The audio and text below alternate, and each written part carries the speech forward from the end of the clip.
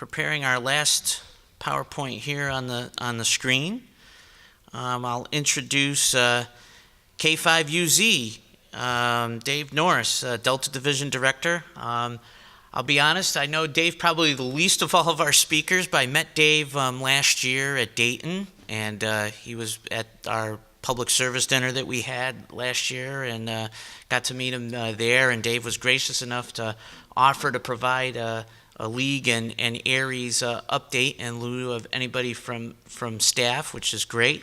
So I'll introduce everybody to the Delta Division Director, Dave Norris. Thank you, Rob. You're welcome. Thank you, Rob. Appreciate it. Well, this has been an interesting conference we've had here. Good workshop today. I want to say hello to everyone. First off, kind of diverge from the plan here a little bit. I want to recognize our section managers. We've got several in the room. I'd like for them to stand up and everybody recognize them for their hard work. These guys are on the front lines.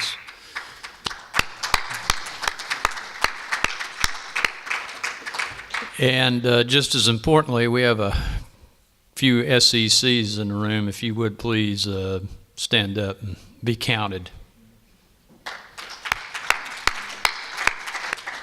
We do appreciate your efforts. You guys really carry the mail. You're the point-to-point face of the league. Like I like to say, I represent the league to the members. You represent the members to the league. You represent the league to the members, and we do appreciate it. Welcome to the conference, and welcome to New Orleans. Bonjour. A little bit about myself. I am Dave Norris, K5UZ. I'm the Delta Division Director. Before that, I was a Vice Director. Before that, I was a Section Manager. And I used to be an EC once upon a time, many, many years ago. So I've been around a little bit. Been through all the ICS training, the NIMS, and was the ComL in Independence County till I moved to Pulaski County and now Grant County. So I have been around. I've been through these courses. I've been involved in emergency communications for a while. And again, I appreciate everybody's efforts in this room. I think we're all here for the same thing. What do I do professionally nowadays? I am a civil engineer with the Arkansas Department of Transportation. I build roads and bridges and design the same. And they are interested in Arkansas. Yes, they are. Crooked is an Arkansas road map. That kind of describes our road system. We've got a lot of miles that we keep up with. Also, from the picture here, one of the things I've been rumored to do is raise some big aluminum. So DX in a contest. Going to talk a little bit about some of the advances for ARRLs into the 21st century. This is all kind of going hand in glove with our second century campaign, started back in 2014 with the Centennial. And we've been working with this with the Public Service Enhancement Working Group, which we call the PESIWIG. And we've come up with several things that we're going to be doing to enhance ARRLs going forward. Again, we're going to go back and look at who we are, where we came from, where we are, and where we're going. We do have a mission statement, as you can see, and it talks about ARRLs, Amateur Radio Emergency Services. It is a program of the ARRL, and I'll let you read through that. We do offer a wide range of emergency and disaster communications, techniques, and services. And we are committed to support our partners and served agencies' missions. We have a vision statement. 4 things I want to point out about that, about ARRLs, is that we are organized, we are trained, we are qualified, and once upon a time we said credentialed here, but we're going to call that certified, and I'll get into that later about the credentialing.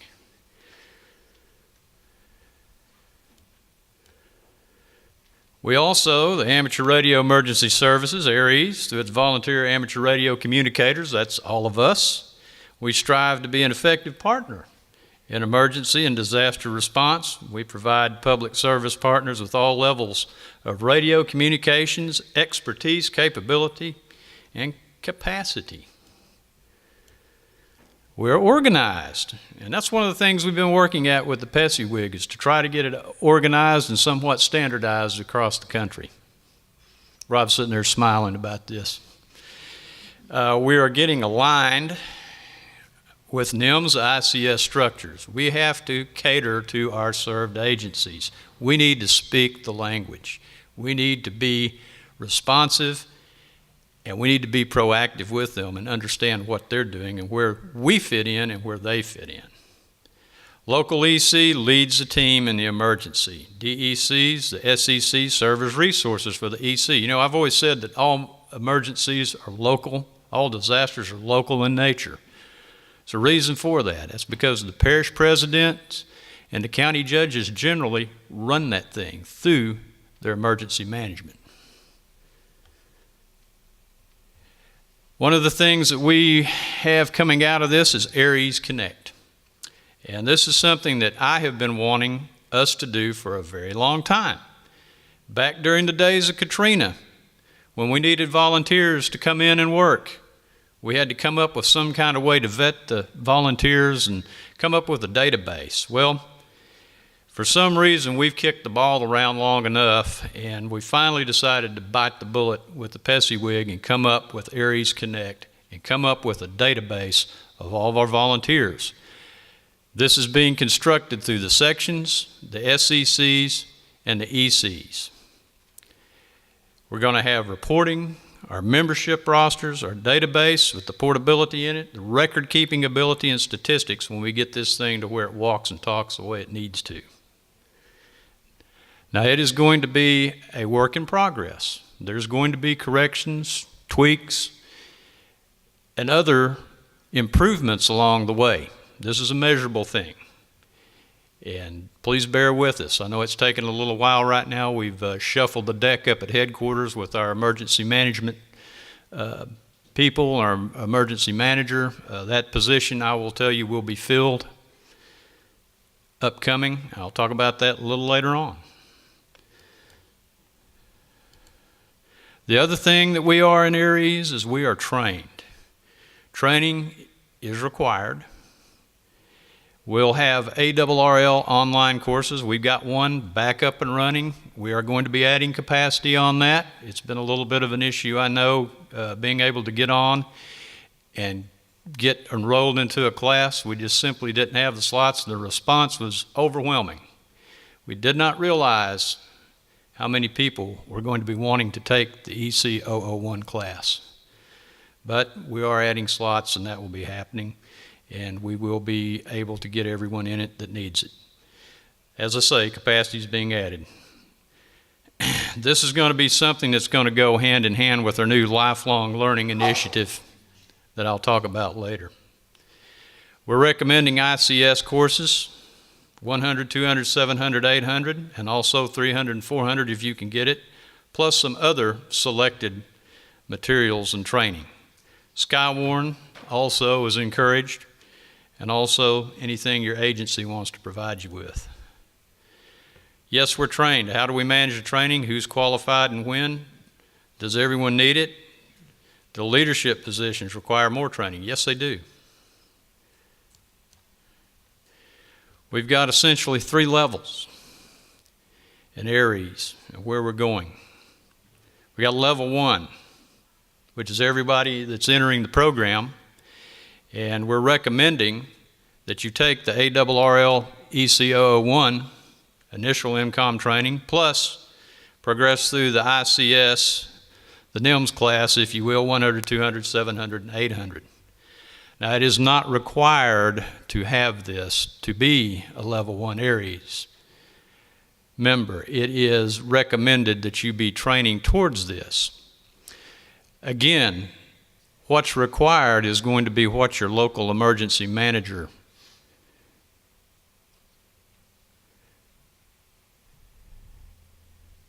Level 2, the second level, is upon completion of the above, you'll be in this. This is a standard level for ARRL participation membership. Now again, I go back to say all of this is based upon what your local emergency manager is going to require of you to join in. Level 3, of course, is our top leadership levels, and that's going to be completion of IS 300 and 400 if available, or other ICS courses that are offered as prescribed. And this qualifies you for the leadership positions of emergency coordinator, district emergency coordinator, ASCC, and section emergency coordinator.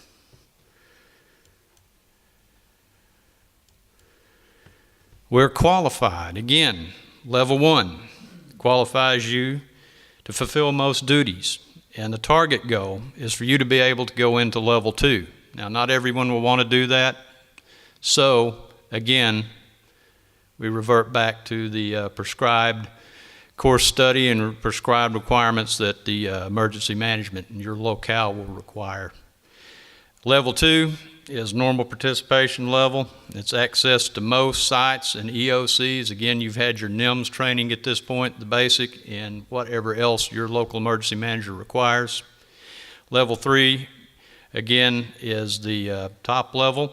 You've got full access is granted by the AHJ and qualified for your area's leadership. Again, we're certified. We will provide a basic Aries ID at this point going forward. It'll serve to recognize registration with Aries nationally. This will also indicate a level of completed training, but it will confer no site access. Again, that's going back to your served agency and your authority having jurisdiction. This is where the credentialing comes in. They're the ones that will credential you. The site ID provided by the AHJ will allow you in and out. And again, they will control that. As I said, this is the real credentialing that goes on. We do provide a level of expertise, and it is our goal to make sure that ARRL members do provide expertise, and we can derive that from training. We train in the classroom. We train online. We train in net operations, and as Fred brought out, operating and even contesting. Contesting is a great way to train. Why is that? Because you learn what your station does, and you learn to be quick, accurate, and precise in those exchanges. You get that information quickly and you copy it right. Teaches you to think fast. DXing is also a good way to do it. Teaches you to do what? Teaches you to listen. Absolutely. That weak signal. Let you pull it out. And of course, drills. You know, we need to train like we're going to fight. We need to train like we're going to play. And that's what these drills, really these public service events, are of great value for. Also, any exercises that you may have with your team. Those are absolutely important to know how your organization is going to act and react and who does what. Capability is going to be determined by an individual's skill set and their level of skill. Their message handling ability, their ability to operate as a net control station, these are all important. And again, this all feeds back on getting on the air and operating. There are many assets that can be gained through various forms of operating. You also have to have the ability to follow direction. You also have to have the ability to lead. You have to have a knowledge of the local scene on the ground. What's going on? Who are the players? Who are you going to be interacting with? And of course, the environment. And again, familiarity with the local emergency manager leadership team.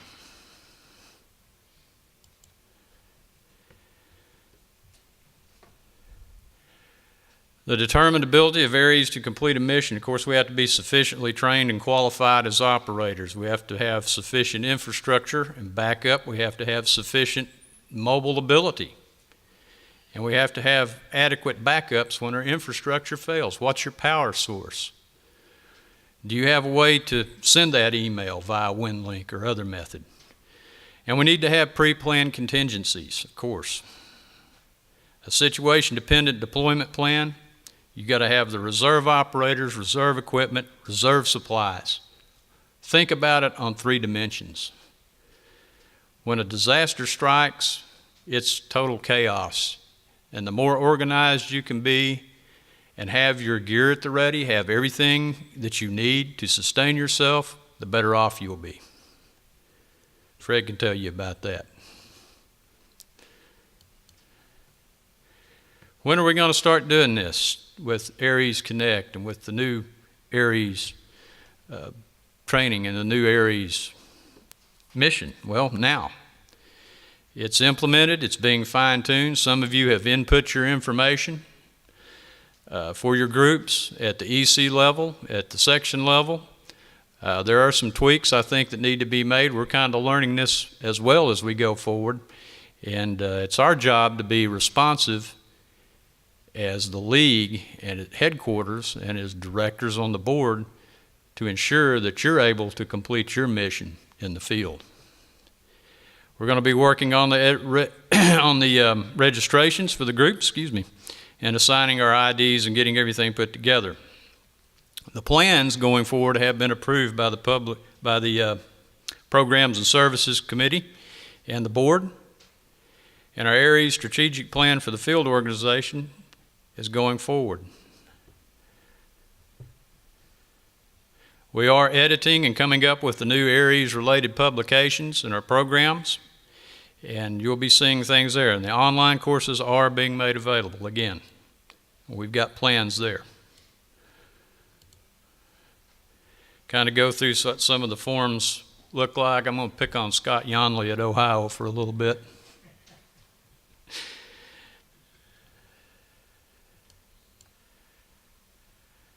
You can put scheduling in there for your events.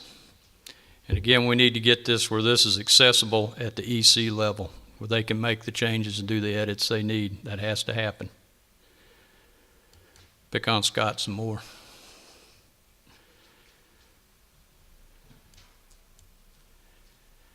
Well, we're there. We're getting there with it. And the comments I've been getting is it's about darn time. That's being nice. It's been years in the making. Yes, it has. And, you know, how can we help? How can I help you going forward with this?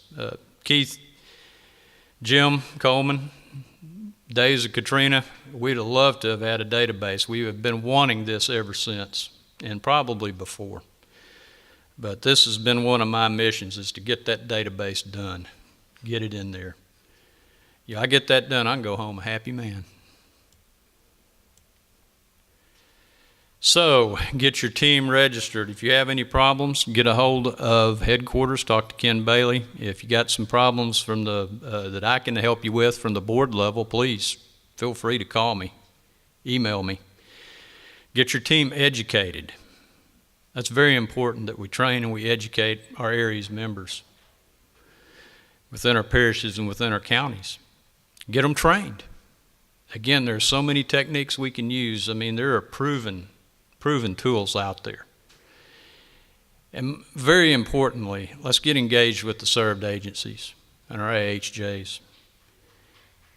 The most important thing with that, and there are 3 things I want you to take away from my little talk today, and this is one of them, and that's build that relationship with your served agencies.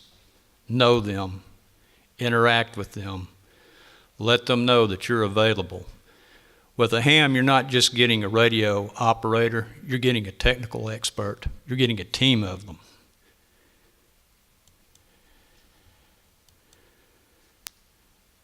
Again, build those relationships with your served agencies and also with your team. Be proactive, and please don't overpromise when you're working with them. Be able to deliver what you promise. Build that relationship. Very important. Now let's shift gears a little bit. Let's talk about what's going on at the league before we close out. A little bit of an update here. Some of this I foreshadowed earlier. With the board meeting and everything going on, dialogue of the board, we're going to reboot the Parity Act at some point going forward. Thank you. I'm hoping for a much improved product.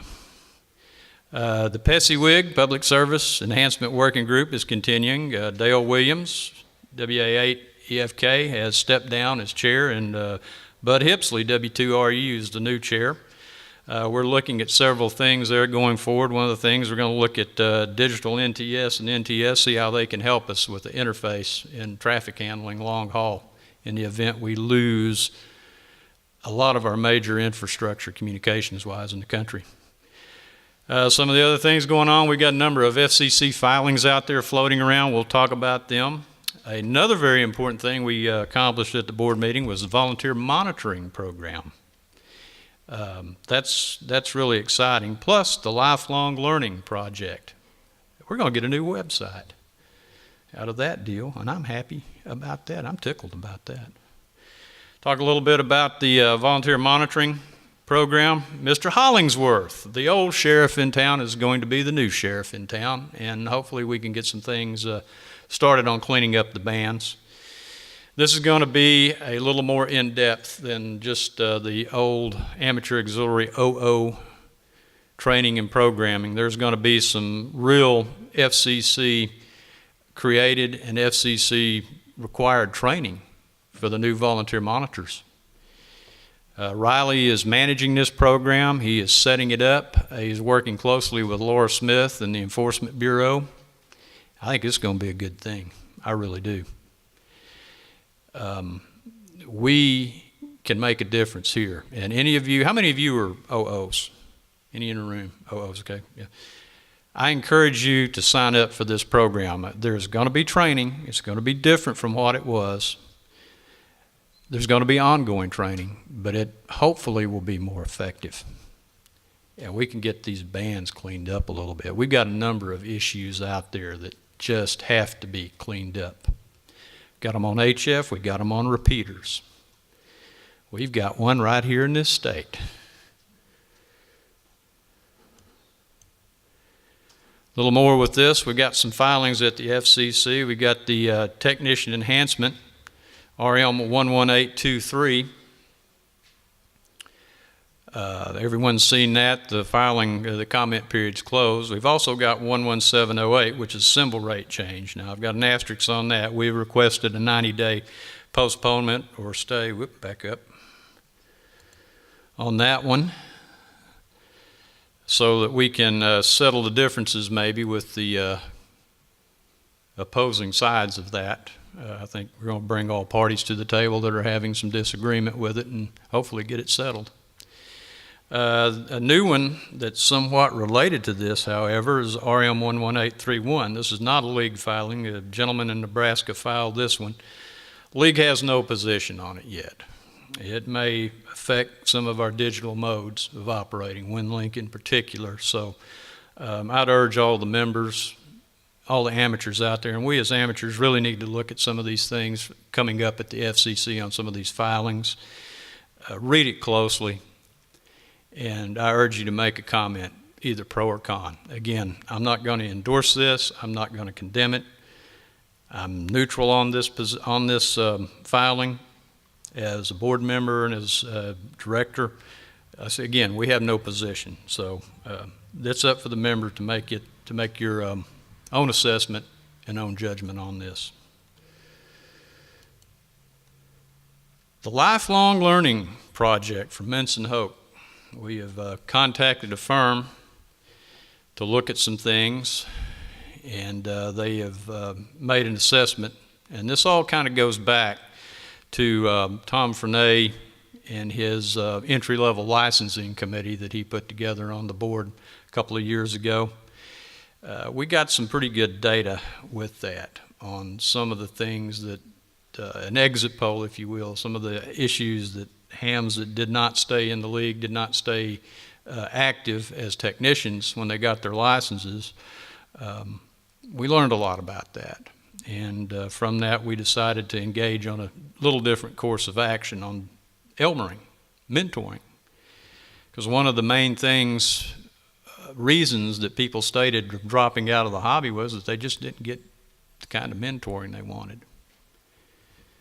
So we decided to engage on this lifelong learning project with Minson Hoke, a firm that specializes in this. And basically what this is going to do, it's going to put some Elmering and mentoring content on the web, on the league's website, and we're going to get a new website out of it, by the way.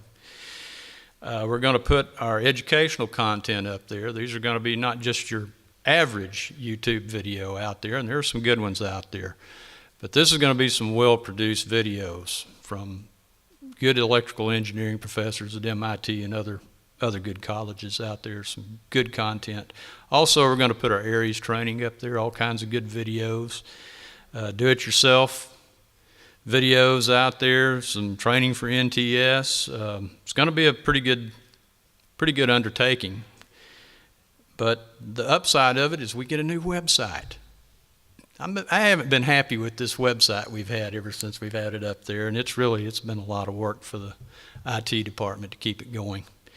Never has quite worked right, not to my liking, so that's good. At the end of the day, it'll probably cost us $1 million bill to get this done, everything we want on it, but we get a new website out of it, which was going to cost us about $300,000 anyway, so, you know, I think we need to start thinking in different terms and doing some things differently. So, you know, if you keep doing the same thing over and over and getting the same result, Mr. Einstein had that figured out. Lifelong learning, yes, absolutely. We need to be doing that. I said there are 3 things I'd like for you to take away from this, from my part of this today. Number 1 was, of course, build those relationships. But we need to be recruiting new amateurs.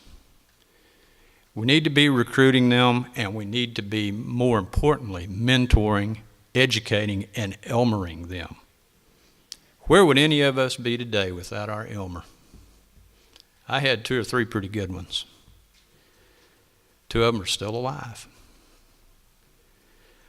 And we need to build those relationships with our served agencies, with our ARRL team, and with our fellow amateurs. And let's try some new things.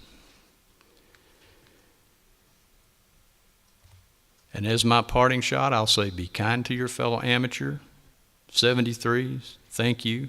And this is it.